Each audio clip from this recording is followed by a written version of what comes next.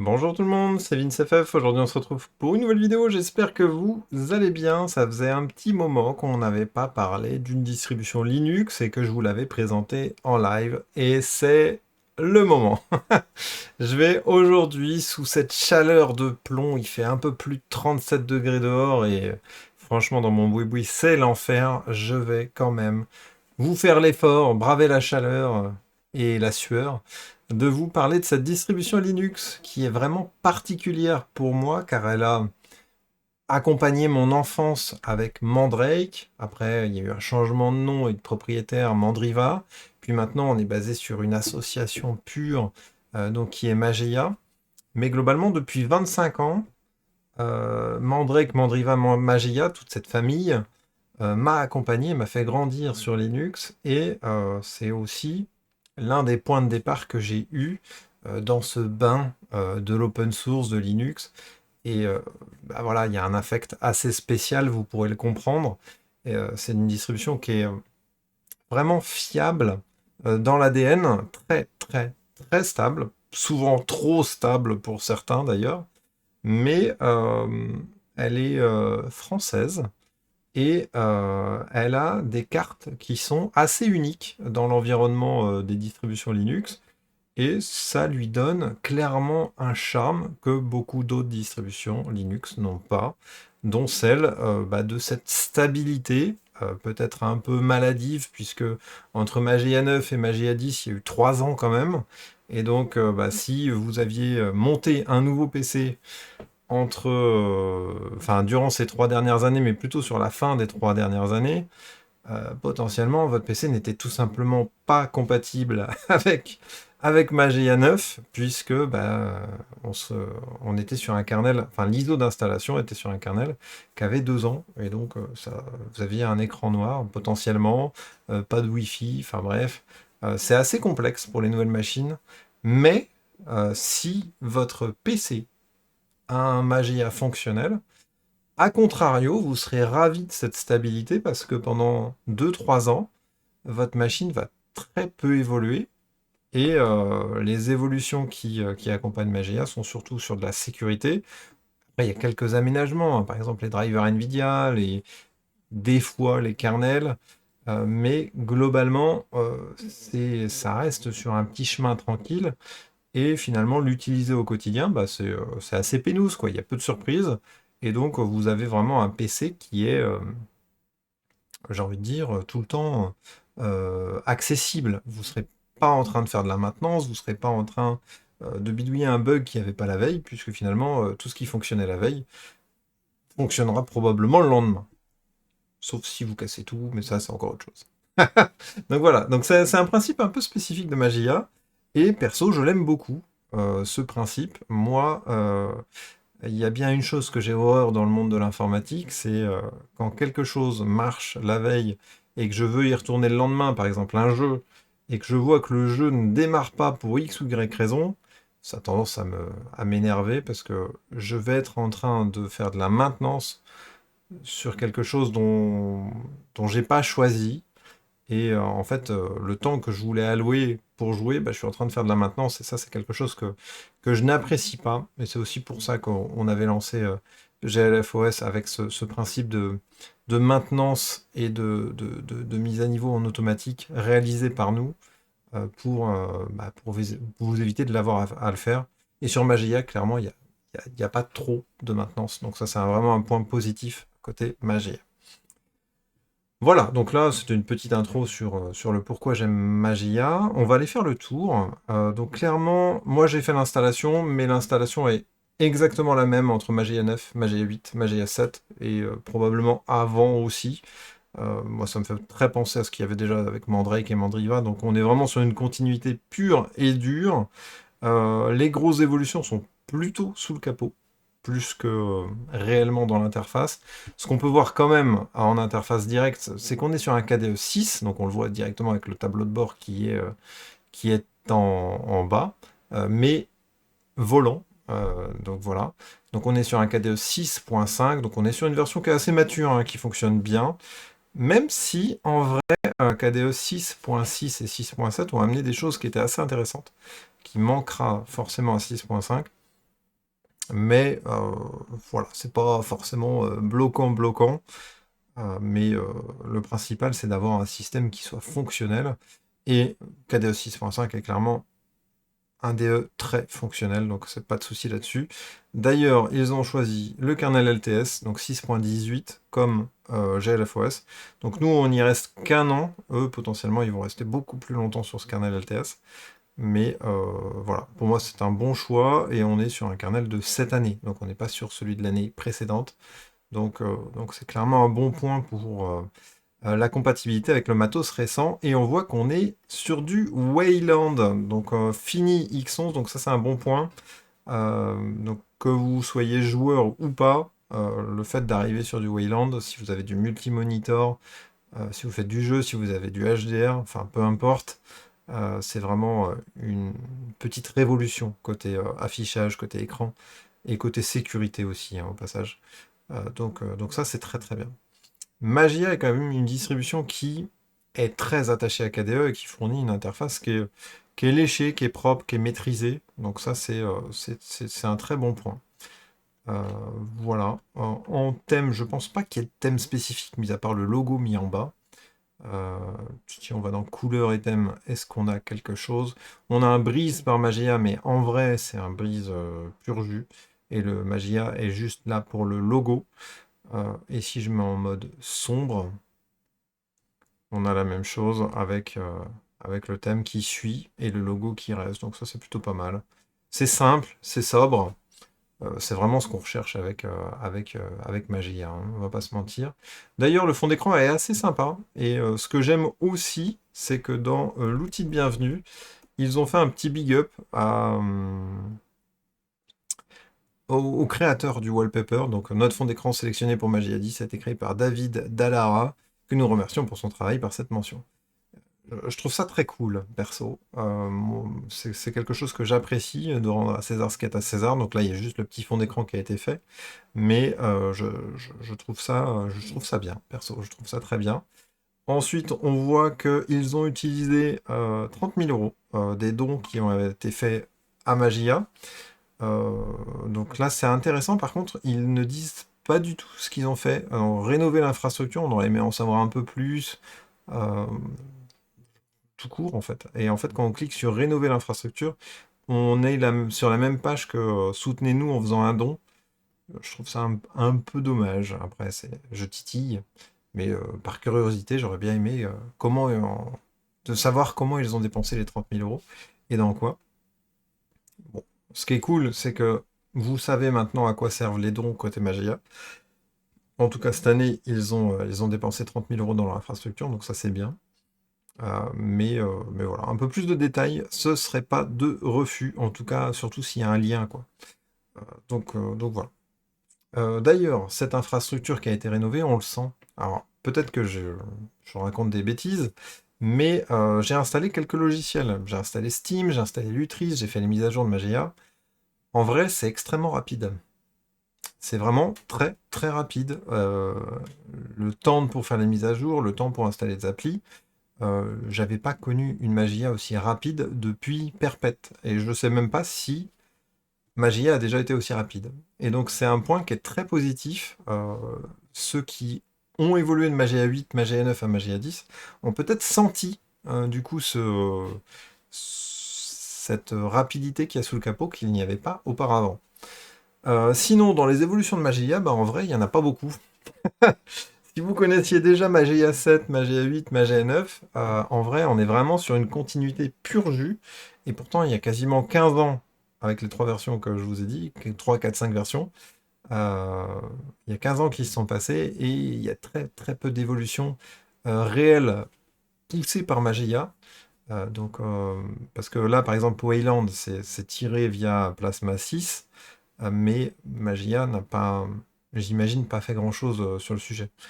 Euh, et dans la mécanique d'utilisation d'une Magia, on est toujours sur la même chose. C'est-à-dire que là, on a toujours le choix des dépôts qui sont à la main et pas forcément hyper. Bah, pour les débutants, c'est pas fou, quoi. C'est vraiment pas fou. Donc on se retrouve avec une liste de dépôts qui sont à activer. on sait à quoi correspondent les dépôts. Donc Core, c'est open source. Non-free, c'est les petits programmes propriétaires et les pilotes NVIDIA. Euh, et Tainted, c'est grosso modo les codecs. Donc après, vous allez sélectionner un à un les dépôts qui vous intéressent. Donc ce qui est présent de base, c'est les core, release, updates et non free. Donc moi, j'ai activé Tainted et j'ai activé la même chose côté 32 bits. Par exemple, pour avoir Steam, Lutris et Wine, c'est très intéressant d'avoir le 32 bits. Donc je les ai activés. Mais c'est c'est vraiment à l'ancienne, quoi. C'est vraiment, c'est vraiment à l'ancienne, ça n'a pas évolué, ça n'a jamais évolué. Moi, j'ai l'habitude, donc c'est pas un problème. Mais pour les personnes qui n'ont pas l'habitude, c'est rude. Donc voilà, après pour installer des logiciels, donc ça c'est toujours la même chose. Donc on a toujours URPM et DNF, donc en ligne de commande, et qui ont deux outils spécifiques. D'ailleurs, si on veut utiliser DNF Dragora, il nous propose de l'installer parce qu'il n'est pas installé de base. Et c'est RPM Drake qui est celui par défaut et que je vous recommanderais personnellement. C'est vrai qu'ils ont implémenté DNF par le passé, on ne sait pas trop pourquoi, ils n'en ont jamais fait grand-chose. Je ne sais pas vous dire. En tout cas, RPM Drake fonctionne bien, euh, mais c'est une base qui est assez limitée. Donc ça, c'est un problème. C'est-à-dire que Firefox, on le voit, il est présent, il est en bas déjà. Mais par exemple, si vous voulez du Vivaldi, c'est pas présent. Si vous voulez du Google Chrome, je suis pas sûr que ça soit présent. C'est pas présent. Si vous voulez Opera, donc là je fais la liste des navigateurs web, il n'y a pas. Si vous voulez, par exemple, côté gaming, en ce moment, nous, chez GLFOS, on utilise Focus, qui est un super outil, mieux que Lutris, enfin plus simple que Lutris. Là, il n'y a pas. Si vous voulez les Proton GE et tout ça, vous tapez Proton, il n'y a pas Proton. Si vous voulez Heroic Games Launcher, il n'y a pas non plus. Donc voilà, on est sur une base de logiciels qui sont assez limitées. Donc on est sur les mêmes que ce qu'on avait auparavant avec Magia 6, 7, 8, 9. Donc ça n'a pas évolué, on est resté vraiment sur la continuité. Est-ce que c'est un problème? Je sais pas. Je le dis comme un défaut là quand vous m'entendez, mais réellement, j'ai fait des essais avant de faire cette vidéo, et je dois dire que je suis assez content. Je suis assez content, et Vince FF est content. Il y a deux, trois trucs que je trouve assez bizarres, mais on est sur Magia, c'est une habitude. Steam s'installe très bien une fois que les bons dépôts sont activés, et il est fonctionnel à merveille. Du coup, Heroic Games Launcher, quand je le cherchais, c'est pour jouer aux jeux Epic Games, ou pour jouer aux jeux, par exemple, qui viennent de GOG, etc., etc. Et donc, pour ce faire, j'ai installé Lutris, parce que Magia intègre Lutris. Ce qui est bizarre, c'est qu'ils mettent Lutris dans Outils Système. Je ne sais pas pourquoi ils font ça. Lutris, c'est dans la catégorie Jeux. Donc, voilà. Donc, j'ai essayé leur Lutris, parce que par le passé, leur Lutris était bien pourri. Ça fonctionnait pas. Là, Lutris, de base, via les dernières versions, parce que là on est en version 5.22, elle a 6 mois cette version-là. Il n'y en a pas une nouvelle côté Lutris, mais elle fonctionne à merveille. Donc, on va pas s'en plaindre. Euh, Lutris de base va chercher le tout dernier Proton GE. Donc il le fait sans que vous n'ayez à intervenir. Et ensuite, vous installez les applications que vous voulez via le clic sur le plus, puis recherche, et ensuite vous cherchez ce que vous voulez, quoi. Par exemple, si vous voulez installer GOG, vous tapez GOG, et il va aller chercher tout ce qui est en lien de près ou de loin avec GOG. Et ce qui est assez cool, c'est que j'ai fait l'installation de Battle.net, c'était OK. L'installation d'Epic Game Store, OK aussi. Donc globalement, si vous êtes un joueur sous Magia, eh ben, aujourd'hui ça fonctionne. Et ça fonctionne même plutôt bien en vrai, parce que côté benchmark, Magia est totalement au niveau. On est au niveau de ce que fait Catchy, on est au niveau de ce que fait Ubuntu, on est au niveau de ce que fait GLFOS, on est au niveau de ce que fait Basalt. Ils sont pas en dessous, ils sont au même niveau. Donc, sur l'aspect gaming, en vrai, Il y a pas mal de compromis, puisque le choix des logiciels, par défaut, via la Logitech, vous est pas permis. Euh, on va essayer de voir si on peut tricher via une installation manuelle. Et surtout que les Flatpak ne sont pas intégrés de base, donc on ne peut pas se rattacher à la base Flatpak qui pourrait vraiment servir Magia, mais ils ont fait le choix de ne rien faire, hein, pour être tout à fait honnête. Euh, mais côté gaming, ça suit. Côté création audiovisuelle, parce que c'est mes deux pans spécifiques, de base, quand vous installez une Magia, Magia arrive avec GIMP, préinstallé. C'est pas moi qui l'ai installé, c'est préinstallé. Il est en français, il est totalement configuré, il est bien intégré à Magia. C'est parfait. Si vous regardez sur l'aspect euh, Cadeven Live, pour le montage vidéo, pareil, vous voyez que c'est en français. On est sur une ancienne version, donc on est sur la version 25.12.1. Il y a la version 26 aujourd'hui qui est sortie. Est-ce que c'est un problème? Je sais pas. Après, ça dépend de jusqu'où vous entrez avec les outils. Si vous les utilisez au quotidien et que vous utilisez toutes les fonctions possibles et imaginables de l'outil, c'est un problème. Mais si vous avez vos petites habitudes et que vous souhaitez surtout ne pas en changer, eh bien en vrai, ce que propose Magia, c'est juste impeccable, c'est ce que vous recherchez. Et perso, je ferais partie plutôt du deuxième clan. C'est-à-dire que un outil qui fonctionne et que j'ai mes petites habitudes et que j'ai pas envie que ça qu'il y ait de risque de casse ou de dégression, moi j'attends pas forcément une mise à jour spécifique. C'est-à-dire que l'outil fonctionne, et puis si j'ai qu'une mise à jour dans 3 ans, si pendant 3 ans je suis tranquille et que j'arrive à faire ce que j'ai à faire, c'est pas un problème de mon côté. Donc, franchement, why not? C'est une proposition qui est assez unique dans le monde Linux, et je trouve que c'est pas forcément une mauvaise chose. Il y a plein de choses que j'apprécie plus chez Magia, parce que côté accessibilité, on pourrait faire tellement mieux, tellement plus simple. Par exemple, les dépôts, l'installation des codecs, ils sont facilités, mais ils sont tellement mal foutus, c'est abusé. Je vous montre. Ça, c'est. Mais c'est peut-être parce que c'est un manque de bras, ou je sais pas, ou parce qu'ils sont tout simplement habitués à faire leur popote. Mais on est sur une distribution qui est censée être accessible. Alors, pour avoir les codecs, il faut déjà activer les dépôts comme je vous l'ai montré tout à l'heure. Il faut mettre à jour votre système, et une fois que vous avez mis à jour votre système, il faut aller dans Applications, et il faut choisir Audio Codec avec l'option Tainted, Vidéo Codec avec l'option Tainted, mais c'est pas fini. Il faut aller dans VLC et choisir l'option Tainted, et là, vous avez installé tous les codecs. C'est pas dur, mais c'est un peu aberrant, quoi.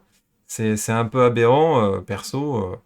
Quand on active les dépôts Tainted, moi j'aimerais bien que tous les codecs se mettent à jour et que VLC se mette en mode Tainted. Juste en activant le dépôt. Ça devrait être fait automatiquement. L'utilisateur devrait être accompagné. Et il l'est pas du tout. Il l'est pas du tout, et c'est vraiment des clics pour faire des clics qui ne servent à rien. C'est à l'ancienne. C'est vraiment le principe à l'ancienne. Ça mériterait un petit refresh. Et je pense que le boulot est pas si compliqué en vrai. Le boulot, je pense vraiment qu'il est pas si compliqué et qu'il pourrait être fait facilement. Il n'est pas fait depuis 10-15 ans. Peut-être qu'ils le feront un jour. Quand ils le feront, ça sera génial. Mais c'est pas fait. Donc voilà. Donc là, c'était pour le petit coup de gueule. Après, quid des outils? Les outils sont relativement fonctionnels et accessibles. On a toujours le centre de contrôle Magia, qui est un truc sympathique, où se regroupent tous les outils Magia. Donc là, on retrouve l'installation des logiciels dont on a déjà parlé. On va retrouver quelques petits outils comme la configuration du son, la configuration du serveur d'affichage, mais ça, c'est des trucs qui sont encore là, mais qui n'ont plus rien à faire maintenant qu'on a Wayland, en fait. Les effets de bureau 3D, c'était à l'époque de Compiz. Ça a 20 ans, ça. Ça a 20 ans. Ça n'a plus rien à foutre là. En vrai, ça n'a plus rien à foutre là. Je pense que si vous les installez, il y a moyen de tout péter, hein. Peut-être que ça fonctionne, mais je vous recommande pas du tout de le faire. Ici, on voit dans le son, ça c'est intéressant. Par contre, ça c'est intéressant. De base, ils se sont mis en pulse audio avec le mode glitch free, ce qui est assez à l'ancienne. Pour tout vous dire, si vous faites du streaming, il faudra vous mettre en Pipewire avec Wireplumber. Sinon, vous n'aurez pas le retour de votre écran. Donc, il y a des petites choses à faire. C'est assez accessible. Globalement, en un clic et on clique sur OK. Et c'est good, c'est parti. Mais c'est un petit choix qui est vraiment à l'ancienne, qu'aurait pu être mis par défaut avec cette sortie de Magia 10, qui est quand même une grosse sortie en base. Mais là, vraiment, ce qui a été modifié, c'est surtout le fond d'écran, quoi, de l'outil et derrière. Sinon, la mécanique et vraiment les outils n'ont pas bougé d'un iota, quoi. On est sur une mise à jour de logiciel plus qu'autre chose. Bon, en tout cas, moi, mes petites préférences dans ce truc-là, c'est vraiment la configuration du pare-feu qui est plutôt bien foutue. Le fait de pouvoir modifier le grub à la volée. La gestion des partitions et de votre disque dur est très bien. Il y a quand même des outils qui sont très bien. Il y en a d'autres qui n'ont plus rien à foutre là et qui sont obsolètes, mais il y a quelques outils qui sont vraiment canons. Je pense qu'on va finir la vidéo en regardant d'un point de vue driver graphique ce qu'on a, parce que c'est un point important.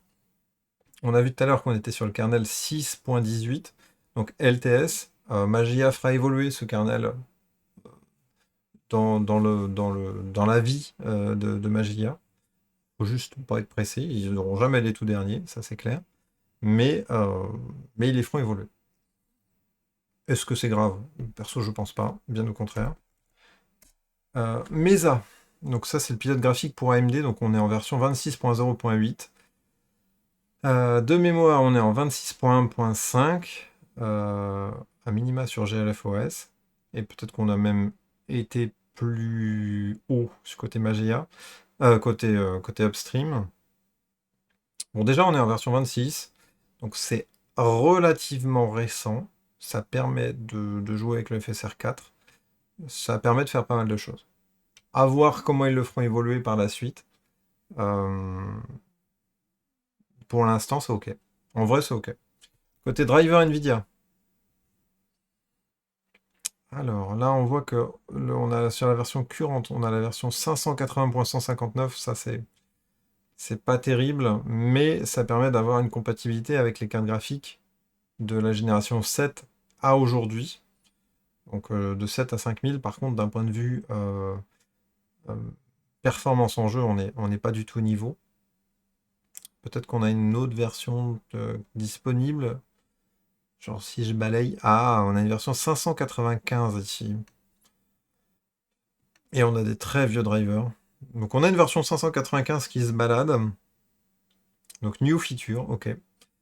Donc la branche New Feature de chez Nvidia, elle est en 610, pour être tout à fait précis. Sur GLFOS, on est sur la version 610. C'est normal que Magia n'y soit pas encore. Ils sont plus stables, plus stabilisés, ils prennent leur temps. Mais 595 vous permet de faire des choses que ne fait pas 580. Donc je suis, par exemple, joué à FF7 Rebirth, tu vois, qu'un jeu qui a 1 an. Euh, donc là, vous pourriez y jouer sans problème. Donc c'est assez intéressant si vous avez une carte graphique Nvidia de partir sur les 595 plutôt que les 580. Voilà, j'aimerais savoir quand est-ce qu'ils vont basculer sur les 610. Parce que vraiment, avec les 610, on commence à partir dans une autre catégorie d'un point de vue performance sur les jeux récents. Donc il sera intéressant qu'il bascule rapidement. En vrai, rapidement, euh, ça peut être début 2027, quoi. Ça peut être début 2027, ce serait pas un problème. Mais s'ils le font début 2027, en vrai, Magia, avec des drivers 595, ils ont intégré CUDA, on peut du coup faire du DaVinci Resolve si on veut. C'est solide, quoi. En vrai, c'est solide. Moi, je dis OK. Il restait une étape avant qu'on s'arrête. Putain, 24 minutes de la vidéo. Désolé, j'ai été très très long. Avec Magia, j'ai toujours plein de choses à dire. pas toujours que des bonnes choses, mais j'ai des choses à dire. Euh, je vous ai montré que la Logitech était finalement assez exiguë, qu'il y avait pas grand-chose, par exemple, en choix. Ce que je vous propose, c'est d'essayer qu'on installe Heroic Games Launcher Vivaldi à la main et voir ce que ça donne. Et si on n'y arrive pas, on se redirigera vers les Flatpak. Après, est-ce que partir vers les Flatpak, ça serait pas intéressant en premier lieu? Je suis assez curieux de voir si les Flatpak sont pas intégrés de base. Mais Flatpak, là. Si je tape Flatpak, est-ce que j'ai quelque chose? Ok. Donc Flatpak est installé. Genre si je fais Flatpak installe Vivaldi. Ah, c'est con ça. Ça, c'est un choix un peu stupide, ça aussi. Flatpak est préinstallé. Mais ils n'ont pas configuré FlatHub. Pourquoi faire ça? Je sais pas pourquoi ils font ça. Finissez le boulot, les gars. Finissez le boulot. Préinstallez FlatHub. Ou n'installez pas Flatpak. Mais pas un mix des deux, quoi. Donc, ce qu'on va faire, c'est qu'on va essayer de les installer en paquet natif. Parce que quand même, le choix de Magia, c'est de ne pas utiliser les Flatpak de base. Donc là, on a, pour Vivaldi, télécharger Vivaldi.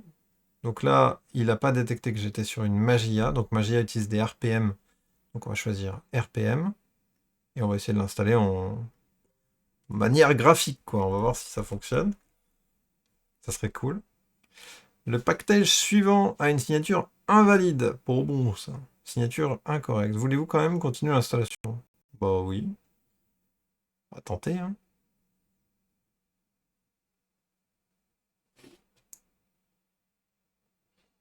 On est là pour essayer. L'installation full graphique avec un logiciel à installer, ça j'aime bien par contre. Voilà, je l'ai installé. On a un plus et on a Vivaldi qui est présent. Est-ce que Vivaldi démarre? Vivaldi démarre. Ok. Faire ignorer, continuer, continuer, ignorer. Clac. On va juste aller sur Google vérifier qu'on a Internet. Putain. Commencer la navigation. Et là, on va faire test. C'est good. Bon, bah Vivaldi, c'est validé. Donc on voit que l'installation des RPM, c'est carrément possible. Donc si vous voulez un autre navigateur web, en tout cas à minima Vivaldi, c'est OK. Le deuxième, c'était Heroic Games Launcher que je voulais. On a vu qu'avec Lutris, je pouvais m'en passer. Heroic Games Launcher est quand même vraiment sympa. En tout cas pour gérer votre collection GOG ou pour gérer votre collection Epic Games, à minima. Je le trouve bien mieux que Lutris, personnellement. Donc là, on voit qu'il nous est recommandé Flatpak, donc c'est marqué en gros.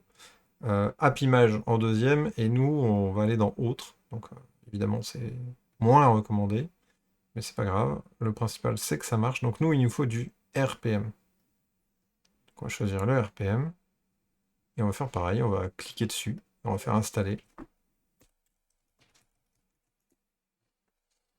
Donc ça demande à un peu plus d'effort, hein. Ça demande un peu plus d'effort euh, que si ça avait été présent dans la Logitech, évidemment. Alors là, ça sent pas bon. On a une dépendance qui n'est pas satisfaite, donc potentiellement ça ne va pas marcher. On va quand même continuer l'installation, mais là j'y crois pas, quoi. Donc si je vais dans jeu, ouais, non, il n'a pas fait l'installation du coup. À moins qu'il me l'ait mis dans outils système, encore une fois, ce qui serait très curieux.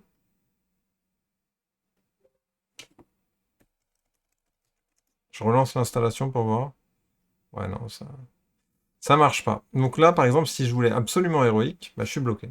Donc l'installation par Deb, elle est pas OK. Et l'installation euh, par la Logitech ne peut pas fonctionner puisqu'il n'y a pas héroïque dans la Logitech. Donc là, ce qu'on va faire, c'est qu'on va aller chercher FlatHub à la main.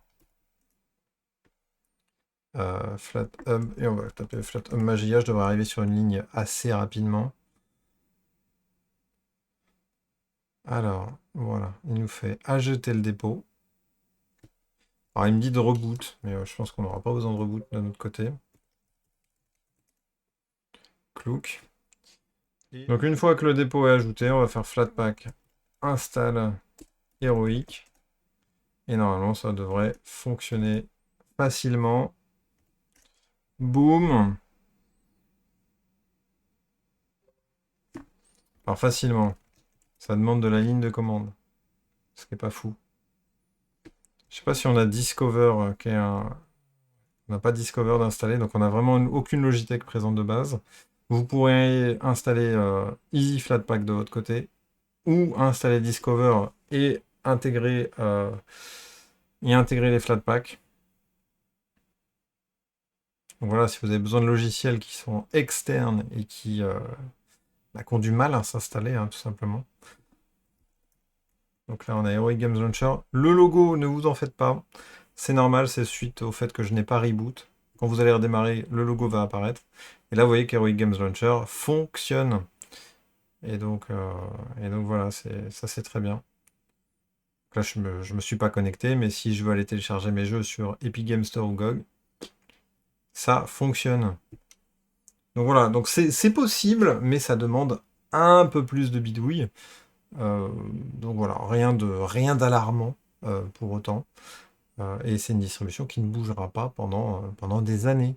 Ou très très peu, ça sera à la marge. Donc c'est une distribution sur laquelle vous pouvez avoir confiance. Le compromis direct, c'est clairement la fraîcheur des paquets. Si vous êtes un amoureux de la fraîcheur des paquets, bah, Magia n'est clairement pas fait pour vous. Et pour finir, si par exemple vous avez besoin d'une mise à jour très vite, par exemple d'un de vos drivers Nvidia, parce qu'il y a un jeu qui ne tourne pas à cause de driver Nvidia, Magia ne sera pas fait pour vous. Par contre, à contrario, si vous êtes sur... Enfin, que vous vous en foutez un peu plus, par exemple s'il y a ce souci-là, mais que tous les autres jeux fonctionnent, qui fonctionnaient auparavant, et que il faut attendre 2, 3 mois, ou 3 mois, 6 mois, avant que finalement le nouveau driver se pointe. euh, Si ça vous dérange pas, Magia peut être une super solution. En tout cas, moi, elle m'accompagne toujours sur l'un de mes laptops. C'est vraiment une distribution très très très spécifique pour moi. Et ravi de voir qu'elle est toujours en forme. Je souhaiterais un peu plus d'évolution sur vraiment la relation homme-machine avec Magia. Parce que finalement, quand vous regardez les anciennes versions et aujourd'hui, à part le wallpaper, on sent pas les choses qui évoluent, alors que ça soit sous le capot, côté hébergement, que ça soit euh, dans la fraîcheur des logiciels via Wayland, il y a de l'évolution. Mais faites un pas vers l'utilisateur qui veut plus d'accessibilité. Avec les nouvelles versions, on voit que Ubuntu, Fedora, Mint, GLF, il y a des énormes pas en avant côté accessibilité. Et finalement, Mageia, avec le temps, devient plus difficile à utiliser aujourd'hui que les distributions que je viens de citer, alors que finalement, la base mère de la raison de vivre de Mandriva, Magia, etc., c'était vraiment l'accessibilité pour le grand public. Et ça devient finalement de moins en moins vrai comparé à Ubuntu, par exemple.